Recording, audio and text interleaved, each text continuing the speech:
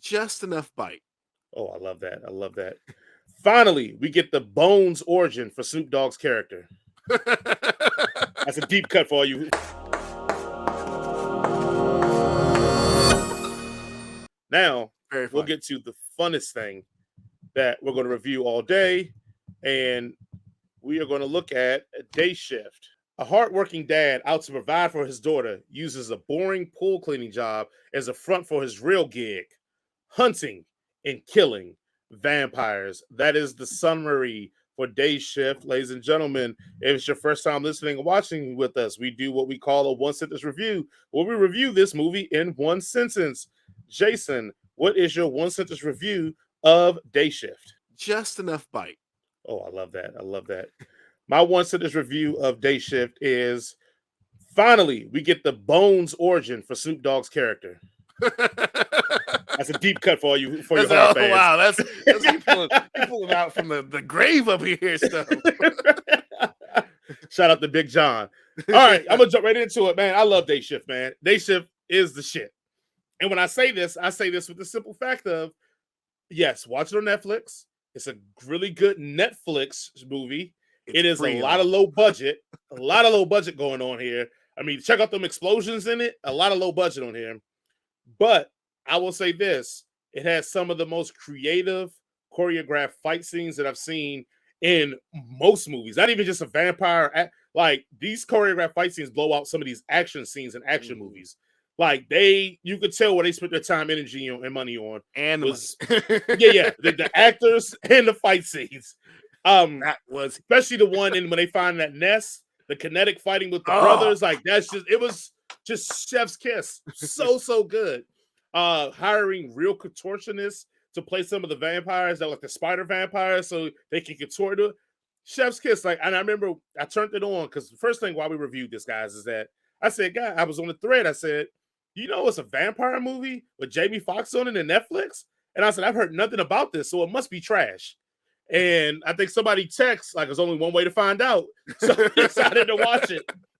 It opens up with a fight with Jamie and his granny that is awesome. Like, I was sold from the very beginning. Besides the little kid, you can tell they didn't spend a lot of money on this movie. So it does feel me kind of schlocky, but I enjoyed it.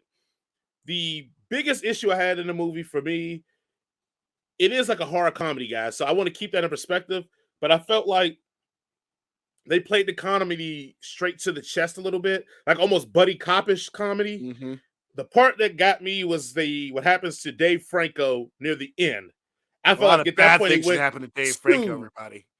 right. But I think it went like too comedy. Like, the tone of the comedy flipped. It got more slapstickish.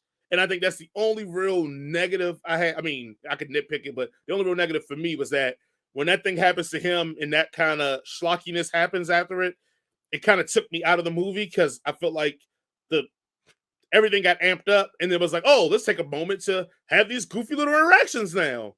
And then, like, so that's neither here nor there. But I did enjoy the movie, and I think one of the things also I enjoyed about the movie is, and this is probably a plus but a negative at the same time. The plus is I enjoyed how they gave this world a real mythology. And they set up that mythology early, and they set that mythology up often as you go through it. To the point that, like, man, I could want spinoffs of this movie from just like The Union.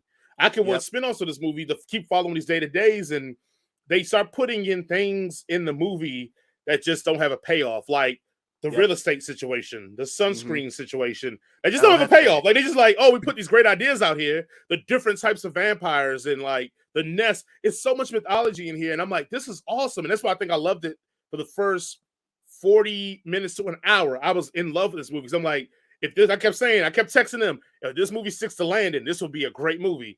Now, I don't say it doesn't stick to landing, but it is a stumble. And if I'm the Russian judge here, I'm going to give it a little lower.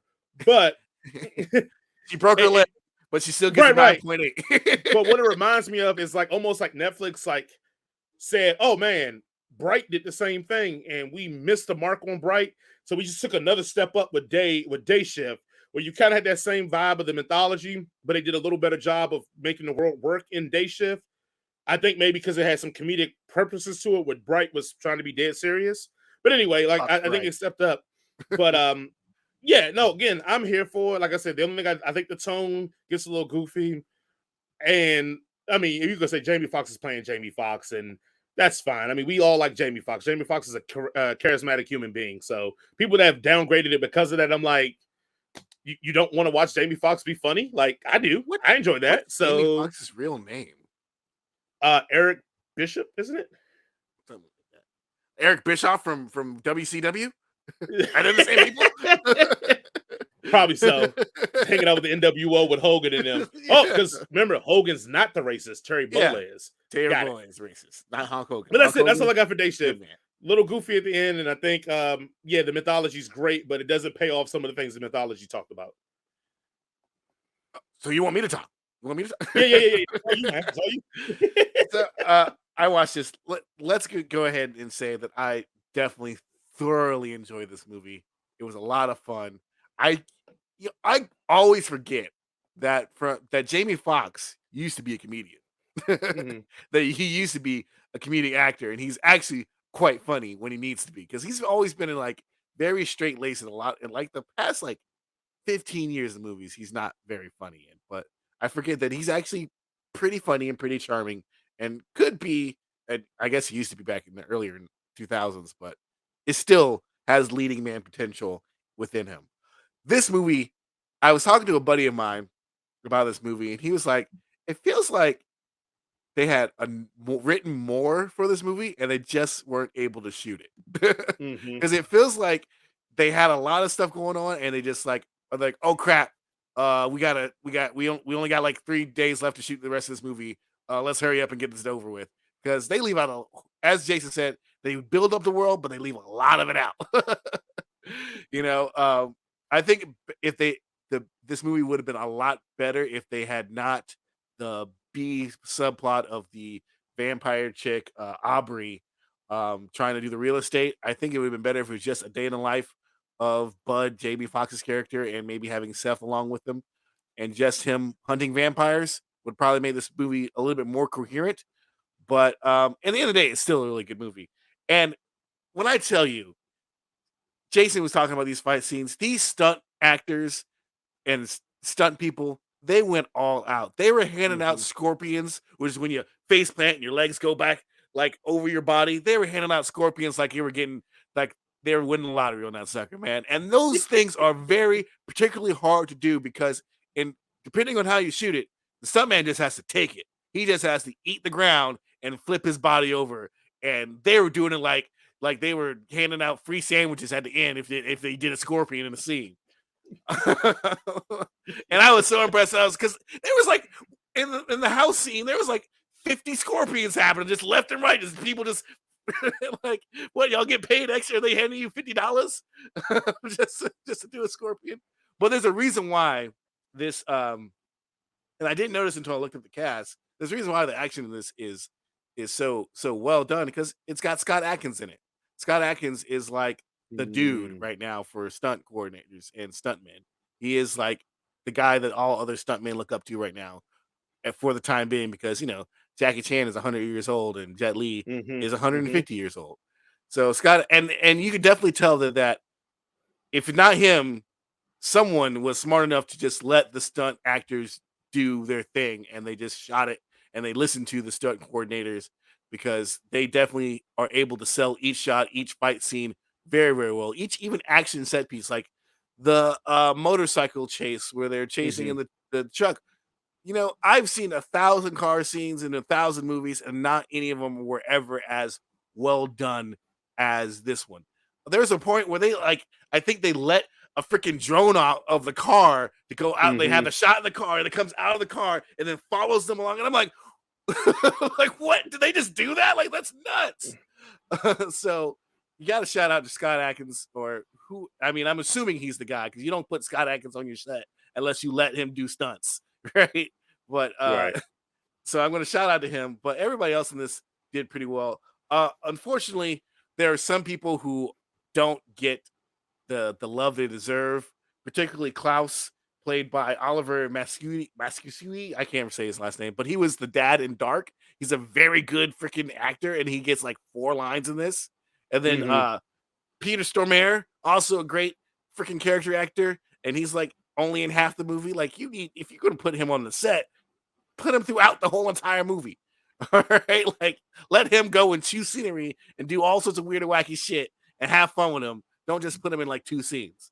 But the real star of the show is a Mr. Calvin Cardoza Broadus You Jr. sure it's not Megan Good? Because she Oh, starred in my she's show still in my pretty hot. dreams at night. Megan Good is still she still needs a little bit more to do too. But they gave Snoop a glow up on this one. They just like Snoop, what do you want to do? He's like, I want a mini gun. All right, Snoop. Right. I want to be the bass reason of vampire hunting. All right, Snoop. Okay. I didn't even notice that together. You're right. That's pretty much what he was. Yeah. That's what he was. But this is I'm like I hope this movie does well enough because there is definitely more in this world they can do. You definitely want to follow the union around and just like they can do spin-offs, they can do, Hmm. because they set up so much lore. Unfortunately, it doesn't pay off in this particular movie, but they can go on all day with this stuff and do a whole bunch of different things with this, and they would probably 95% of it would be pretty good, especially if it's free on Netflix. So why not? It's better than Resident Evil, so fuck that. So Oh, thank God. Yes. Yes. Also, I mean, I ain't gonna lie. I was getting Dust Till Dawn vibes. Like just how cool yeah. it was. The action and the vibe of it was very like cool and like laid back. So yeah, I mean, no, man, I was here for it. Now, Oh, granted, let me make sure we preference this, like, guys. It is still a Netflix movie. yeah. It is not a big blockbuster. This So as we're giving this big ups, like keep in perspective here, guys. it is a fun, silly movie. It is not King Lear, guys. No, no, Temper no. your expectations. This is not Romeo and Juliet by Baz Luhrmann. Okay, temper, temper your expectations. Okay, guys. We are talking it up, but it's at the action scenes on by themselves are worth the price of admission in this. So if you just go for anything else, just go to see a whole bunch of working actors destroy their bodies by doing these stunts. At least give Hmm. them props for that. Yeah, absolutely. Jason, what would you give? What rating would you give Day Shift? Man, fuck it, a 5 out of 5. Woo! I'm gonna give it. You know what? Let's just go roll the dice. 5 out of 5 too. 5 out of 5. I'll Who just go to cares? None of degree of this, all this is difficulty is meaningless. Netflix. Yeah, yeah. Degree of difficulty for me in Netflix. 5 out of 5. Yeah. Yeah, I'll roll with it. I'll roll with it, man. Um, absolutely. Yeah, and you're right. Like, I don't forget Jamie Foxx's. It was a comedic actor because I usually watch reruns of In Living Color pretty much almost once a week. I pop on and catch someone in Living Color, but it is an interesting thing where you forget some of these people's humble beginnings. Like even my Yeah. wife is like, "Oh, I didn't watch In Living Color growing up," and she goes, and then I just watched the skit with Jim Carrey that was hilarious. Him pretending to be Oh, Vanilla Ice, and she's like, oh, "How that's did people not see this guy was a star back?" I said, "Oh no, black folks saw that he was a star back then. It was all the yeah. rest of y'all that didn't realize he was a star. Like Because we he knew couldn't this get dude on was SNL. legit." They turned him down on all the other shows, Yeah, and the Wayans are like, "Yo, come on, Jim, let's go over here." And now we have Jim Carrey who played Dr. Robotnik in Sonic 2. right, right.